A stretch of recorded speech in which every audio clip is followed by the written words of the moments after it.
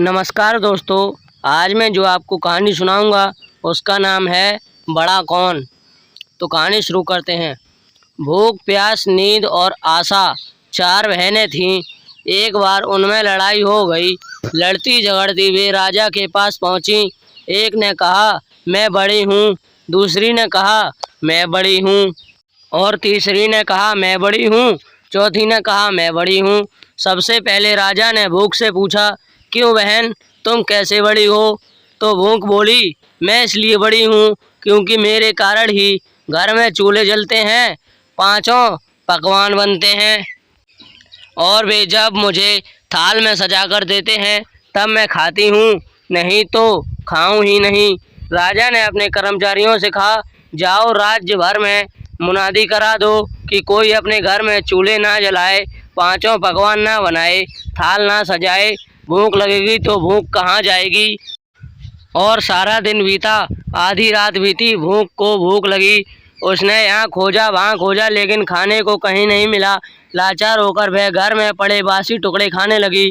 प्यास ने यह देखा तो वह दौड़ी दौड़ी राजा के पास पहुँची। बोली, राजा राजा भूख हार गई, वह बासी टुकड़े खा रही है, देखिए बड़ी तो मैं हूँ।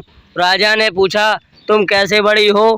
प्यास बोली, मैं बड़ी हूँ क्योंकि मेरे कारण ही लोग कुएं तालाब बनवाते हैं, बढ़िया बर्तनों में भरकर पानी रखते हैं और वे जब मुझे गिलास भर कर देते हैं तब मैं उसे पीती हूँ, नहीं तो पीऊँ ही नहीं। राजा ने अपने कर्मचारियों से कहा, जाओ राज्य में मुनादी करा दो कि कोई भी अपने घर में पानी भरकर नहीं रखे, किसी का गिलास भरकर पानी ना दे, कुएं तालाबों पर पहरे बैठा दो। प्यास को प्यास लगेगी तो कहाँ जाएगी। सारा दिन बीता, आधी रात बीती, प्यास को प्यास लगी। वह यहाँ वहाँ दौड़ी लेकिन पानी का कहाँ एक बूंद ना मिली। लाचार वह डबरे पर झुककर पानी पीने लगी।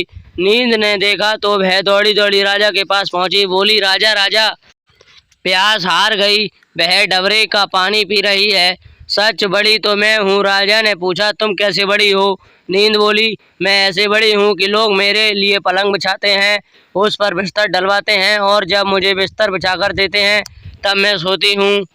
तभी राजा ने अपने कर्मचारियों से कहा, जाओ राज्य भर में है बुनादी कर दो, कोई पलंग ना बनवाए, उस पर गद्दे ना डलवाए और ना बिस्तर बिछा कर रखे।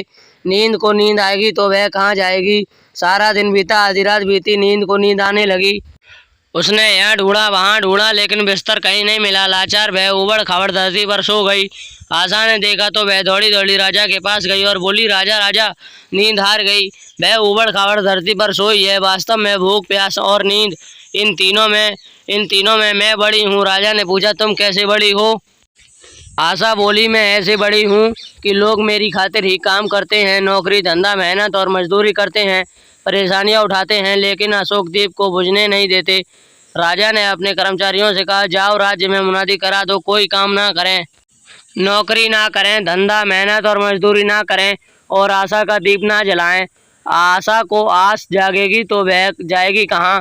सारा दिन बीता, आधी रात बीती, आशा को आस जगी, वह यहाँ गई वहाँ गई लेकिन चारों ओर अंधेरा छाया हुआ था। सिर्फ एक कुम्हार टिमटिमाते दीपक के प्रकाश में काम कर रहा था।